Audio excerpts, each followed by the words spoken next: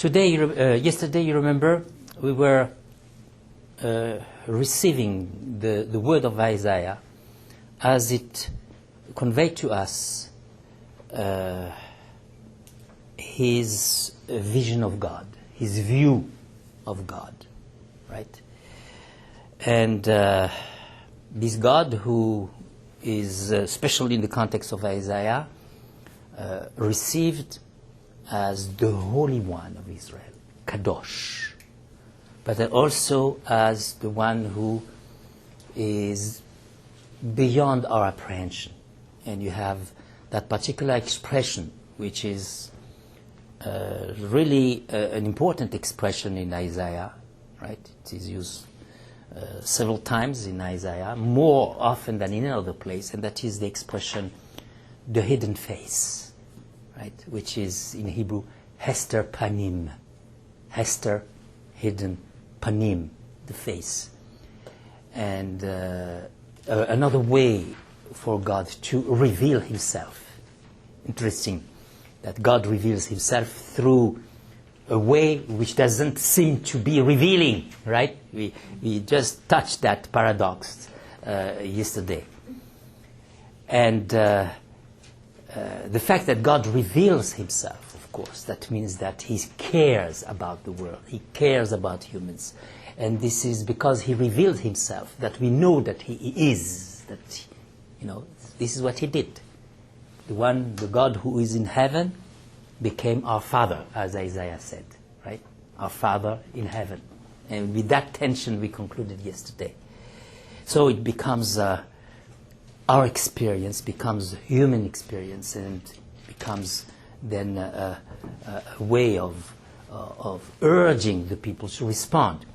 And today this is precisely what we are going to see, how Isaiah understands the people, right? How these people respond, how he sees these people.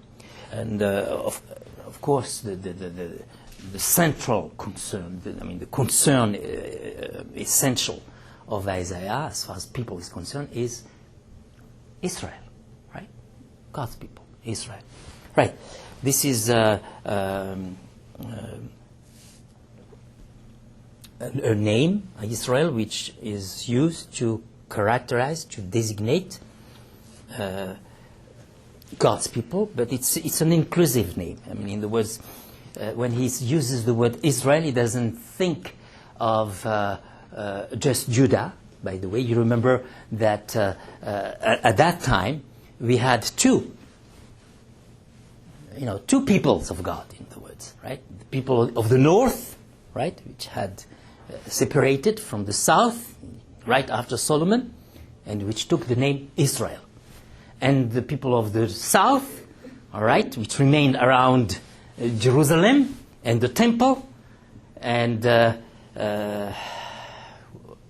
tribe, most important tribe at that time, which was around Jerusalem, was the tribe of Judah. And there were a number of people of Israel from the north who, by the way, went down and joined Judah. We have some evidences to that in the Bible itself. So it's really, and so when Isaiah uses the word Israel, he doesn't think necessarily of the north. He thinks of the whole country. He uses Israel in an inclusive sense. And this is why, in order to avoid the misunderstanding, sometimes instead of using the word Israel, he likes to use the word Jacob, which is the other word for Israel, so that we understand that he means the whole people, the north and the south. Okay? It doesn't mean this particular. So he uses the word Israel in the sense of Jacob, that sense, right?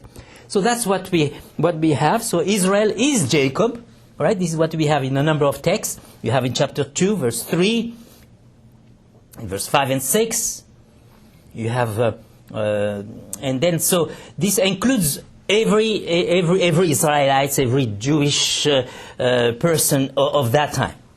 Now, as he's trying to think about this Israel, this particular people, without geographical or national distinctiveness, as he thinks about this Israel, as God's people, he uses three particular expressions, three entities to express Israel.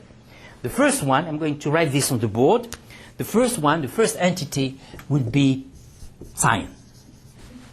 That's a key expression in the book of Isaiah, which expresses his view about God's people. The second expression is another expression which also characterizes, designates, or expresses a view of God's people. That is the remnant, the rest, what remains, what rests. Okay? And the third one is the servant. So three entities are used by Isaiah to construct his theology of God's people, right? To really shape his theology of God's people. Zion, remnant, servant. And so this is where we are going to go today, right? And the first one, then, first of all, the theme of Zion, right? The theme of Zion. I'm going to sit, if you don't mind, that we are close to each other, right? Is that all right? The theme of Zion. This is a specific theme in Isaiah. Really special theme in Isaiah. The word Zion, by the way, is mostly used when you study the word Zion in the context of the Bible. You will see that the book of Isaiah is the book which uses that word more than any other book. No other book uses the word Zion as often as Isaiah himself. So that, again, that tells you that it is really a highlight and deserves our attention as we study the book of Isaiah. So, by the way, this is a word, key word in Isaiah, which, again, covers the whole book. You find it in all parts of the book, again, showing the unity of the book, all right? What does he mean when he uses the word Zion, right? That's today in our debate and what's happening in the events, we may be confused. The word Zion, Zionism. By the way, the Jews the first people in the 19th century who used the word Zion, of course they refer to. They had a thought about Isaiah, right? It's not an accident that they use the word Zion, right? We are not here to discuss that, but because we are in the context of Isaiah. But someone like Herzl was inspired by the book of Isaiah when he says, well, Zion, let's go back to Zion, the remnant from the people, Zion. So he had that idea. So some of the text of Isaiah had somehow inspired his... the people, but that's not the point we are trying to see. It's kind of a little anecdotal reflection. But what I want to say here, what does Isaiah mean when he uses the word Zion? There are a number of meanings. First of all, he refers to the historical Israel of that time. That's for sure. Right? That's a historical, geographical reality. And you have this very clearly. This is the place of Jerusalem. This is the place of Jerusalem, and that is a place where the temple was built. This is the place which was captured by David. You remember the story of David when he captured that particular place. This story is given to us in 2 Samuel in chapter 5. I believe, and David was looking for a place which could be used as a capital, and he wanted to have a place where every tribe could identify somehow, and so he was looking what place I would have to choose. Would that be the place of where I was born? A place which is in Judah would be a place of another, which would be located in another tribe. He chose a place which was completely unexpected. Zion. which was outside of all the borders, which was considered as wilderness, as a desert. As a matter of fact, one of the meaning, perhaps the basic meaning, talk about the etymology of Zion. Zion means the dry place, the wilderness, the desert. Zion means the desert. And actually, you have an allusion to that in Isaiah 25. You have two places, but especially in Isaiah 25, the word Zion is used there, right? Isaiah 25, verse 5, more precisely. The word Zion is used there, but with another meaning, with an explanation of the meaning of Zion. Isaiah 25, verse 5, right? It says this: you will reduce the noise of aliens as heat in a dry place. Is it what you have in your translations? As heat in a dry place. Zion, this is dry place. Zion, heat in a dry place. What we have in Hebrew here is kechorev betzayon. Okay, I'm going to write it on the board because it will mean something better. Bechorev, kechorev, like kechorev betzayon. All right, kechorev.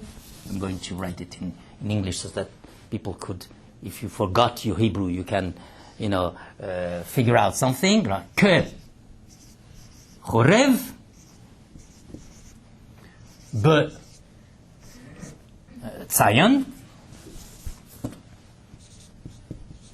All right, like chorev. That means something which is. This is the way it is translated in my Bible, like heat, like something which is dry. In Zion meaning a dry place, and we know that by comparison to other, of course, Semitic languages, like in Arabic, for instance. Zion means something which is dry. So he's saying here, you will reduce the noise of aliens as heat in a dry place. No people around here. Right? It's like so it's interesting that we will come back to that passage in another context later. But it's interesting that David chose that place. He liked that place to be the capital, place of wilderness. No one could identify. Therefore, it's for everyone. Right? There is a Jewish tradition, by the way, which kind of renders that the same thought.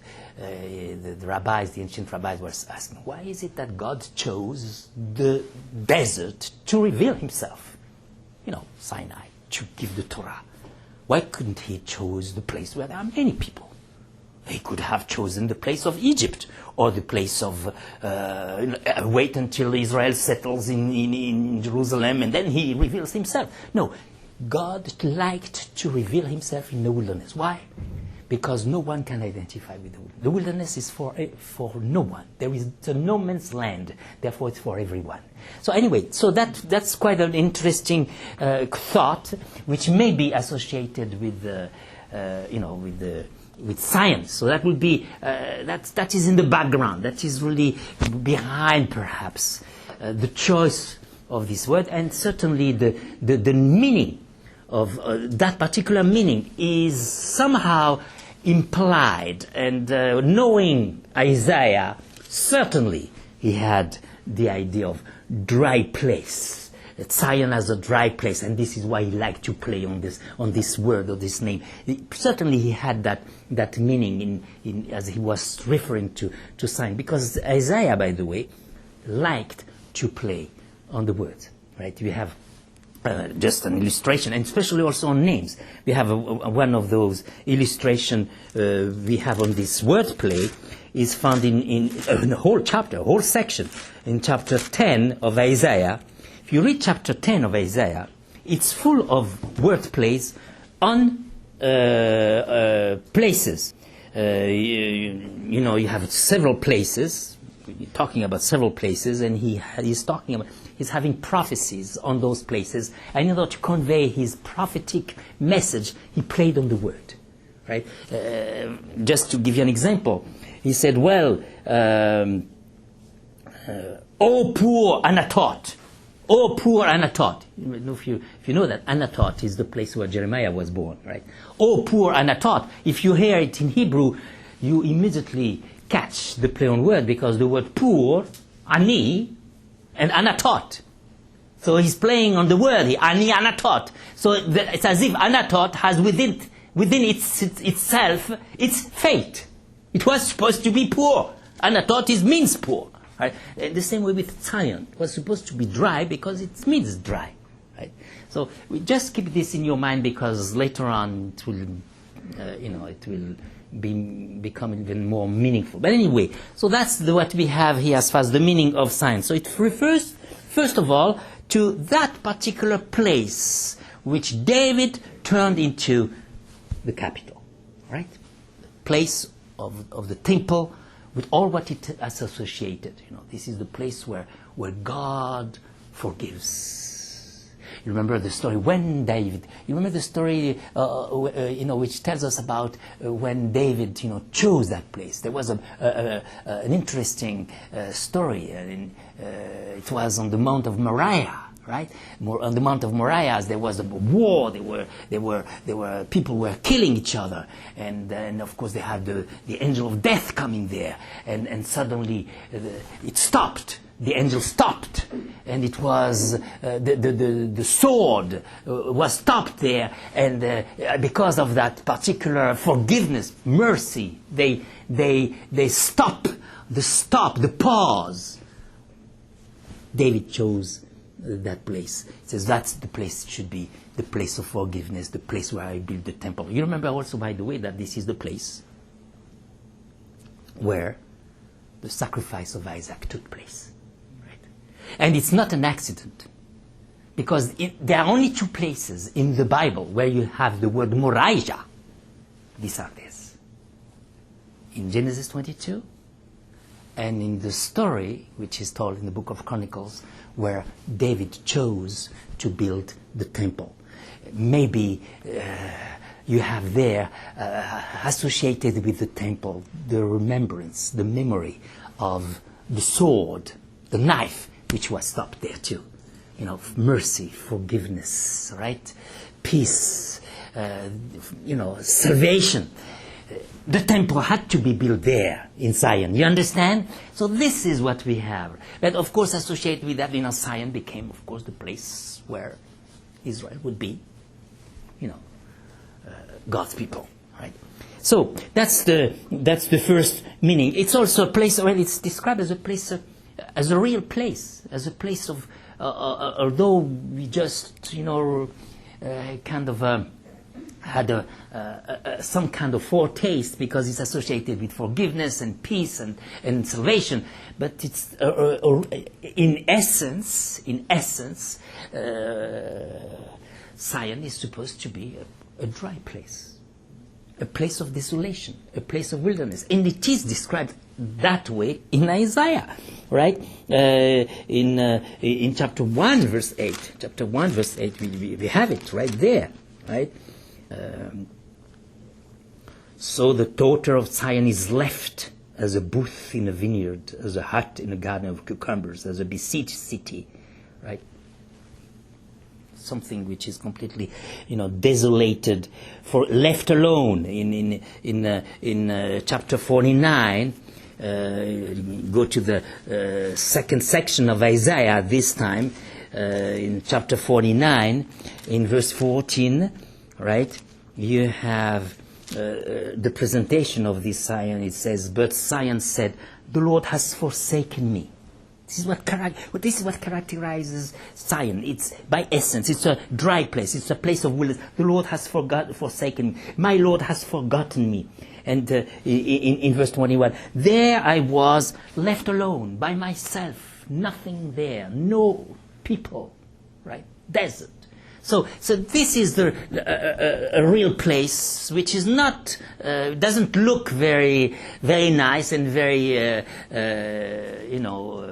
pleasant, but that's the reality, the historical. That's the first thought about Isaiah, right? About Zion. There is a second idea about Zion, which is somehow already implied in the first one, because of what Zion meant in history, and what I had already indicated. There is another meaning which actually goes beyond Zion itself, and which I will call the meta-Zion. So you have Zion means Zion in reality, what I just said, historic, but knowing what Zion is in reality, knowing what Zion is in history, what has become of Zion, now that meaning, which is associated with Zion, has taken the prophets, and not just Isaiah, but especially Isaiah, to think of something else. This is what I call the meta-Zion, what is beyond Zion. What is beyond Zion, but it's still in Zion, right? And what do we mean? What do we mean by that? When Isaiah refers to Zion, he has something else in mind. When you look, for instance, Isaiah 14, key text of Isaiah, of Zion here, interesting text. Isaiah 14, we are talking about, the Babylon, and even verse 12, we are talking about someone who is presented as Lucifer, as really the power of evil. And it says, well, for you have said in your heart, I will ascend in heaven, I will exalt my throne above the stars of God, I will also sit on the mount of the congregation on the farthest sides of the north. Why? What does it mean? Is he going to Alaska to find the kingdom of God?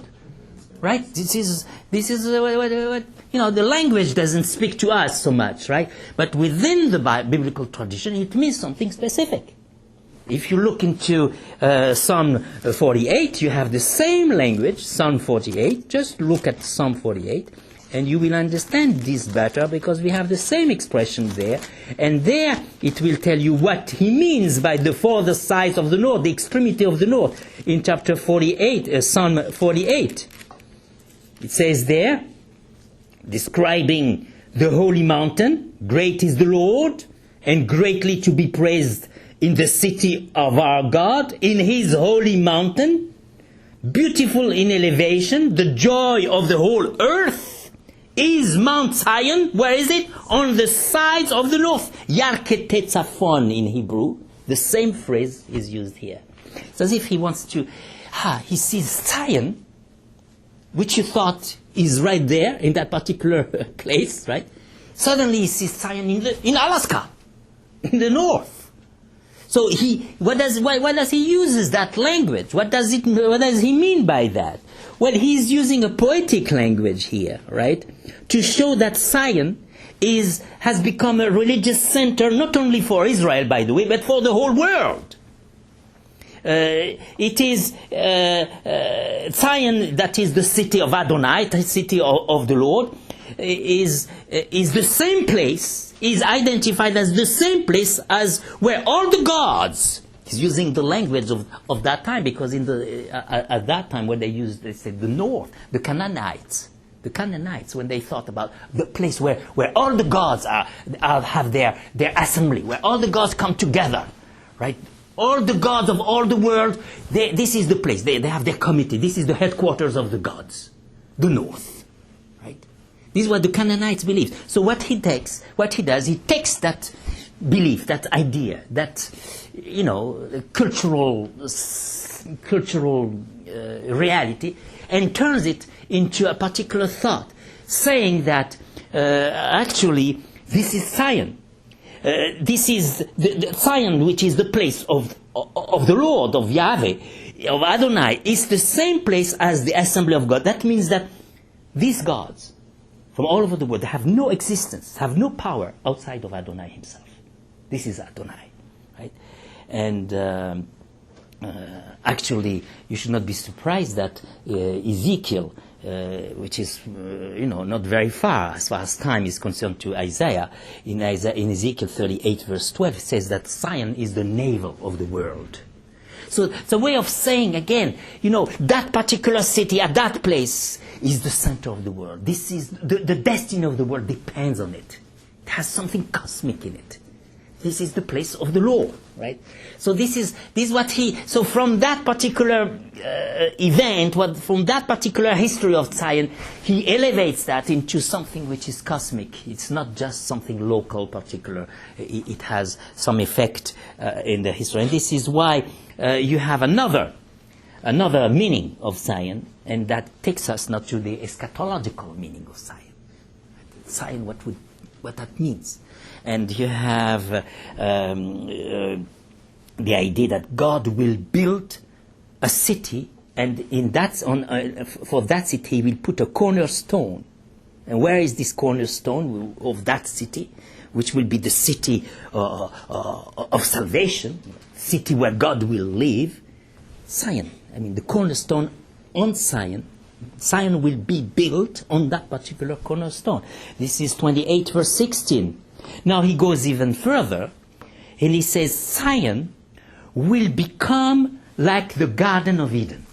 Interesting. You read chapter 51 verse 3, okay? 51 verse 3, it says, well, for the Lord will comfort Zion.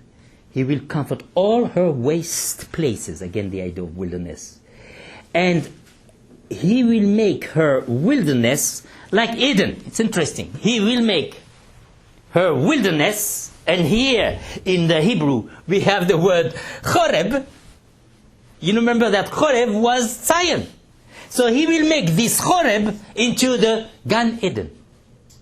Interesting. So he's playing on the word which he has already defined. You remember, he played on the word. He says, Choreb Zion. Zion is Choreb. And then he says in that other text, he will turn this Choreb of Zion, which characterizes Zion, and he takes us back to the Garden of Eden. Right? So you have here certainly a vision which is beyond the history, beyond time. He sees something which is going to happen in the future, right? And where God will do a miracle of transforming the dryness into water. By the way, in the book of Isaiah, there is a study which needs to be done. Study water and dryness in the book of Isaiah a lot. This is one of the imagery, the images which are mostly used in the book of waters and dryness. So he's playing with that, right? So, and then in the same flow of thought, not to kind of the play on words came naturally to me, the same flow of thought, right? Suddenly you have he sees of a scope. Zion is the place, is the occasion of a cosmic restoration. He sees foreign nation which will come to Zion to worship, right? In chapter 2, verse 3. And we will see later on when we talk about nations, we'll understand. And he sees the situation is such that Zion needs a new name. And you read that especially in chapter 62 at the end of the book of Isaiah, where he is having that thought of the redemption of the world, the recreation of the world. Then he says in chapter 62 verse 3, the Gentiles or the nation shall see, talking about Zion, shall see righteousness, and all kings your glory. You shall be called, he's talking to Zion, by a new name. And what is this new name? It says in verse 4, but you shall be called, he repeats. In my translation, Hephzibah, in your land, Beulah. Hephzibah means my delight is in you. God is speaking. This is the new name of Zion. My delight is in you. My delight is you. I am there. It's the place of God.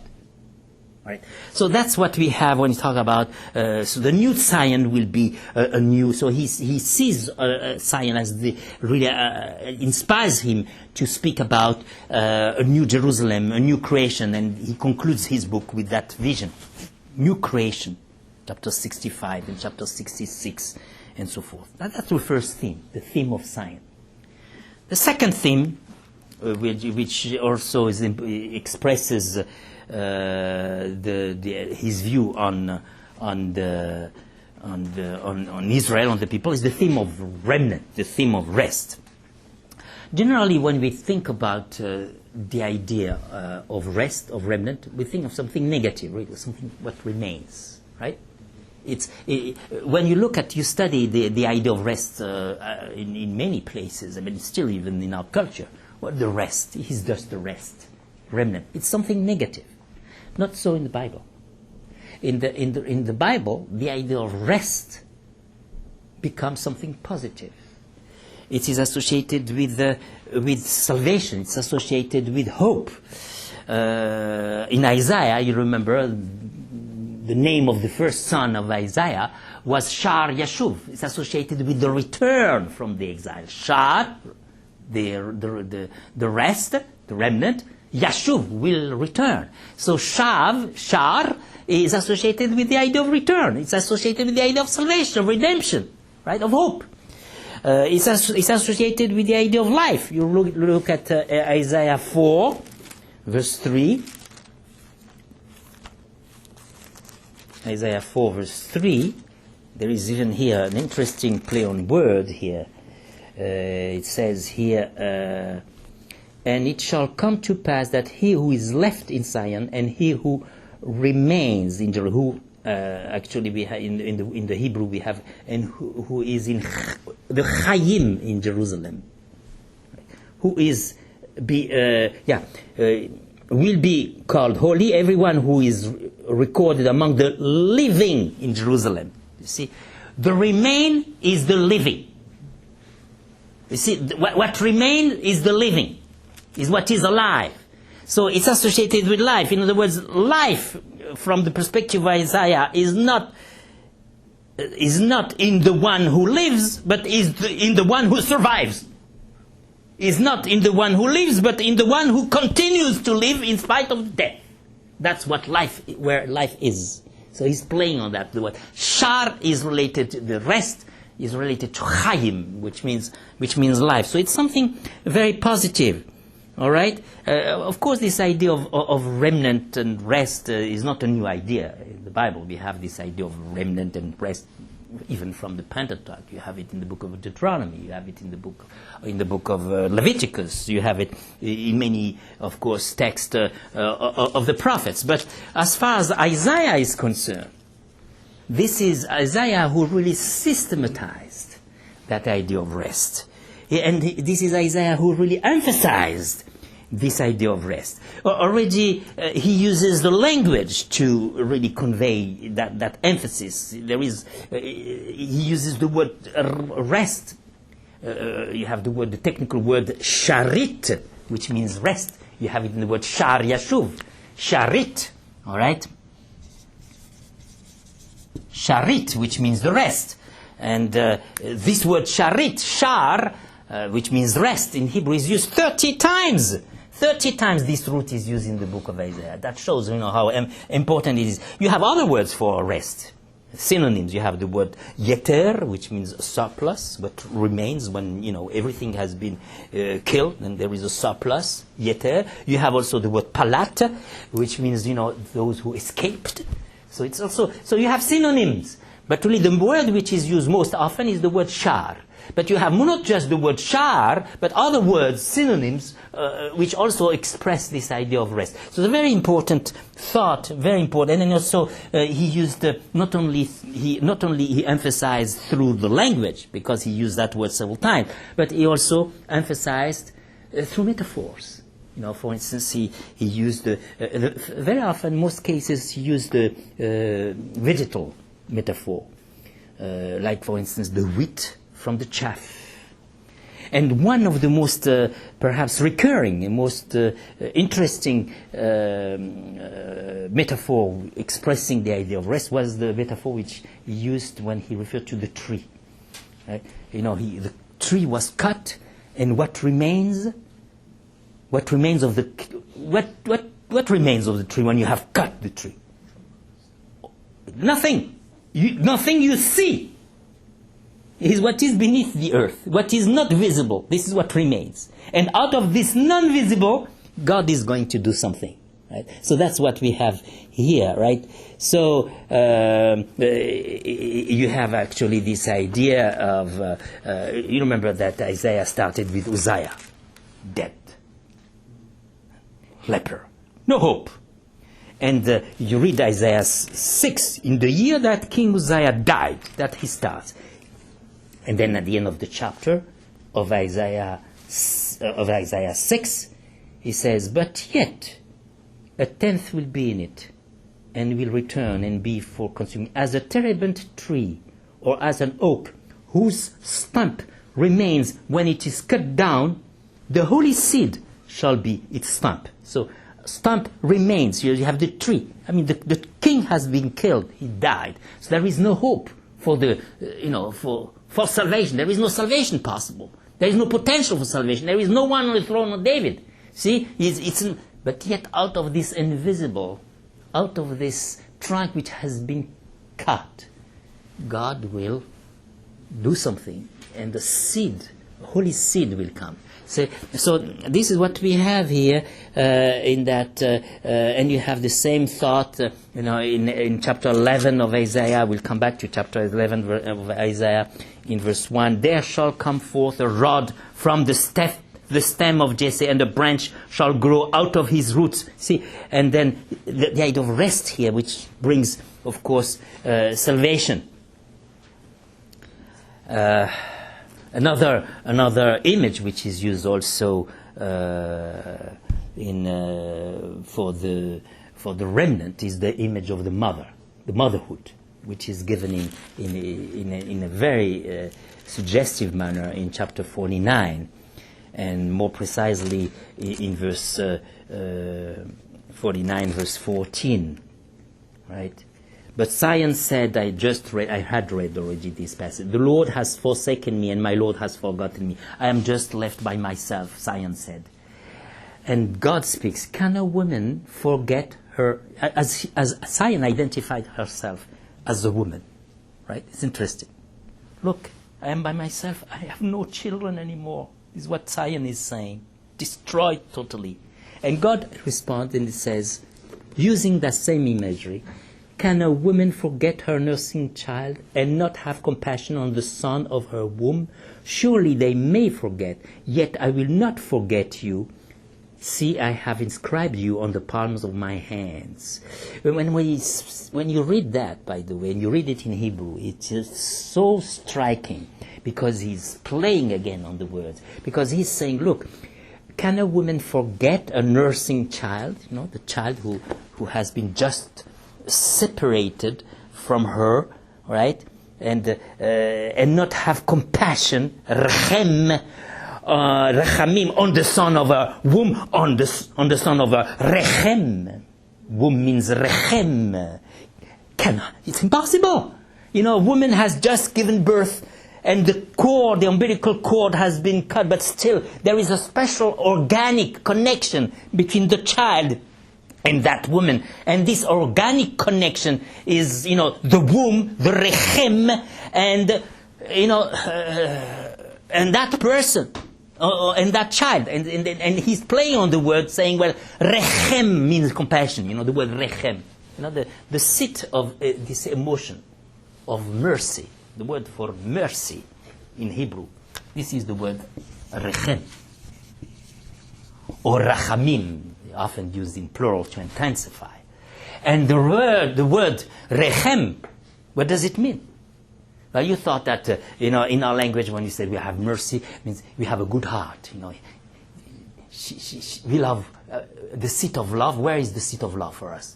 Right? Where is the seat of love? It's there, right? It's the heart. Right? This is right here. Not so in the context of the biblical culture. The seat of love and of mercy and compassion is not there. It's in the womb, suggesting that there is a special connection there. And what God is saying to this woman, Zion, he says, well, if it is possible, is it possible? It's kind of a rhetorical question.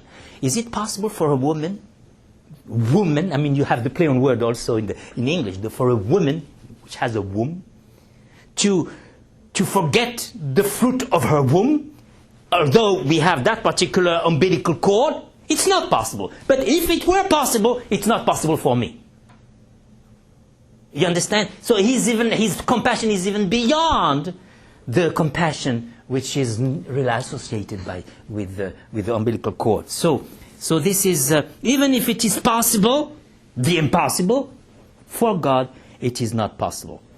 That's through that image, Isaiah has spoken also about this impossible scenario of the rest. Now, the third motive is the motive of the servant, the theme of the servant. The first part of Isaiah, the word for servant, by the way, is the word Eved. Eved. Eved, all right? Eved. That's the word for servant. And this word is used to designate two people. They are called Isaiah. Isaiah himself in chapter 20, verse 3. And Eliakim in chapter 22, verse 20. And that means then in that context to be the servant, to be the Lord's servant, that simply means the person who is supposed to carry out the divine commission, who is supposed to perform the divine work. Now, in the second part of Isaiah, where the word Eved is used, Avdi, my Lord, my servant, there suddenly Eved receives a particular meaning, which is really special. And that means really the one who is supposed to bring salvation. The first usage, the first reference, by the way, the word in this section, chapter 40 to 53, this is the place where you have this is the place of the servant place. The place of the servant is used in from chapter 40 to chapter 53. Chapter 40 to chapter 53. This word is used 20 times in this whole section. Tells you how the word is important in that section. So that's the reason why this text, this whole section has been called the section of the servant. Right? The song of the servant are there. All right. So the word Avdi is used 20 times here. My servant. It shows that there is what does it mean? And first meaning, by the way, before we go into chapter 40, we have a first usage of the word Avdi. This is found in chapter 37. Chapter 37, verse 35. In chapter 37, verse 35, this means David himself. Okay. This means David himself. Now, you have to know, before we go further, that Avdi, right? Avdi, I'm going to write it here on the board. Avdi, right? Right? Which means my servant, is a technical term which designates David himself in the context of a messianic reflection. Just to support what I just said, you need to understand that this word Avdi, my servant, is indeed a key word which is repeated several times in 2 Samuel 7. And for those who are familiar with the Bible, in 2 Samuel 7, what is this? This is the chapter which tells us about the covenant with David, between God and David. And there, in this chapter, which is really the story, the poem of which tells us about the Davidic covenant, the covenant between the Lord and David, the word Avdi is used 7 times. And there, in that same context, the word forever, le'olam, it's used also 7 times. It's as if, there is the idea of through this David, there is a covenant which is going on, which is supposed to bring salvation, brings peace, and bring someone who will stay on that throne forever.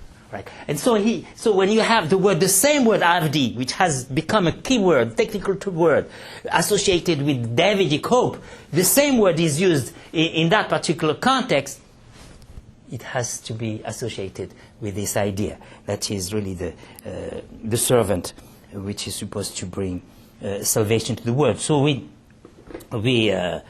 have this servant which is used there in that particular section, and this is not clear about that servant. This is not clear. Sometimes the word avdi, all right. The problem sometimes when Christians read Isaiah, this section, they say servant. This is certainly the Messiah. This is not as clear as it may appear, because for sure you have, when you look carefully, you will see that sometimes it is clearly designating Israel. So you have in chapter 41, verse 8 and 10, it says, right, Israel, you are my servant. That's clear. Israel, you are my servant. Chapter 44, verse 1 to 3. Chapter 44, verse 21. Chapter 45, verse 4. Chapter 48, verse 20. Chapter 49, verse 3. So all these passages, this is clearly Israel, because the text says that.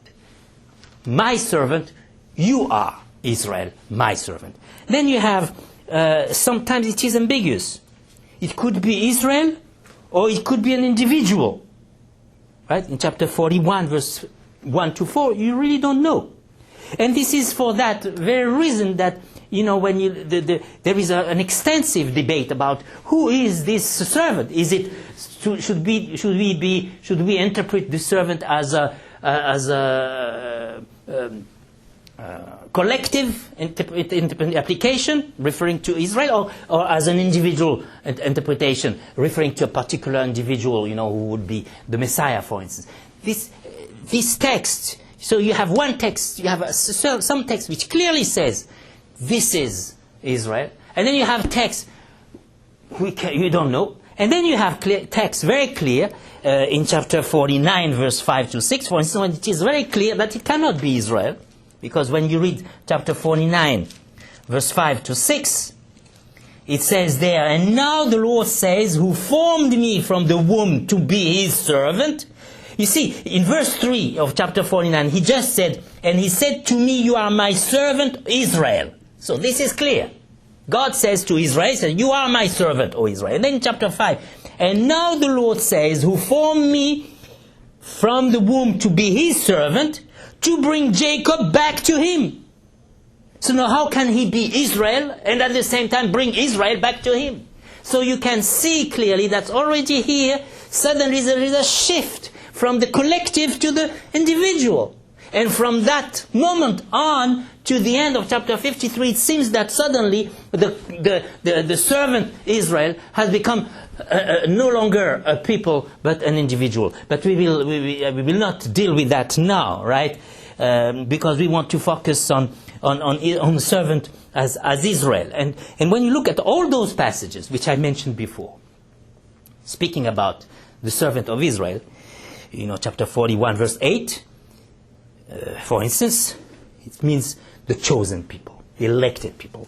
Chapter 41, verse 1 to 3, this is again the chosen people, the one I created. You are my witnesses in chapter 44, verse 8. Chapter 44, verse 21, I have created you, you will not be forgotten. Chapter 45, verse 4, I have called you, you are my elect. Chapter 48, verse 20, you are my redeemed. These are the return from the exile, the remnant. This is Israel. And chapter 49, verse 1 to 3, created, called. So those who are called.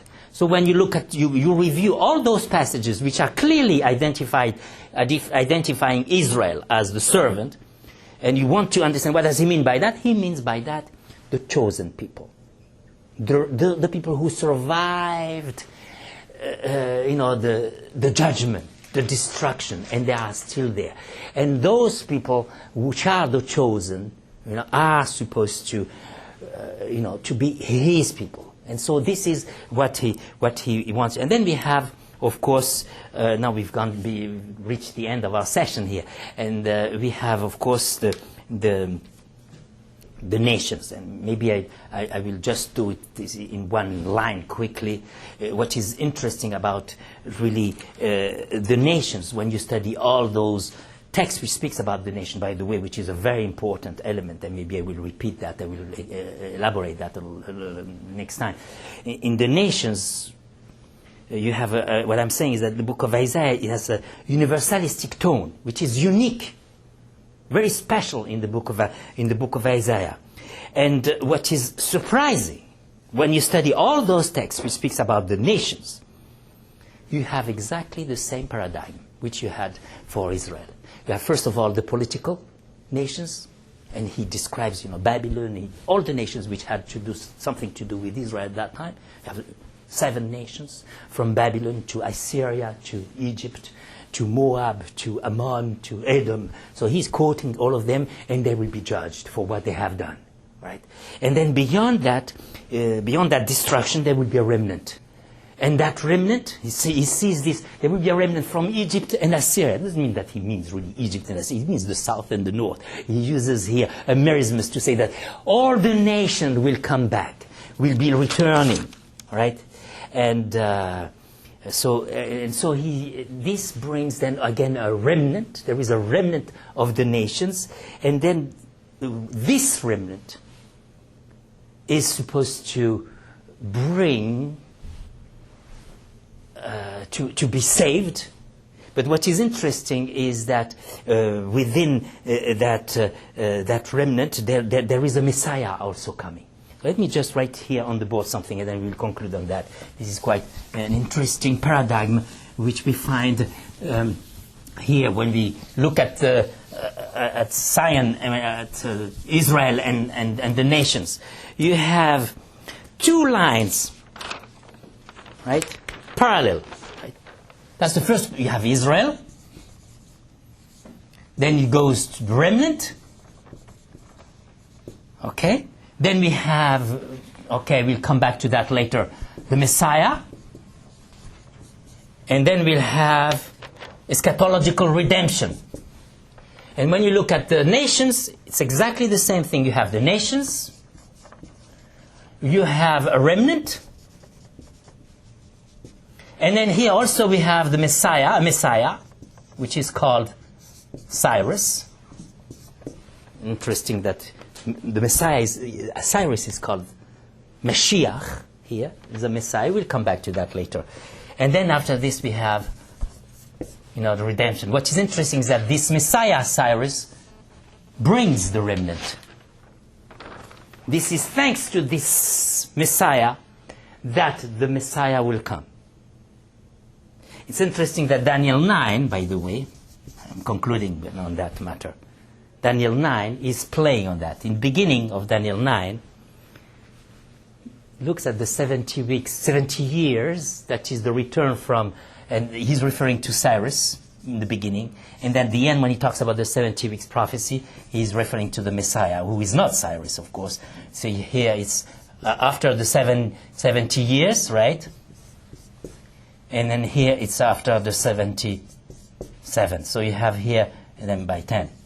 And then here you have Cyrus, that is of Jeremiah, the return, the sabbatical year, and here you have the Jubilee. So you have what I'm saying here very quickly, maybe too quickly, is that Isaiah had that prophetic intuition of one Messiah coming from the nations, leading the remnant to survive, which will ultimately produce another Messiah, which will be then, cosmic and bring all the nations together.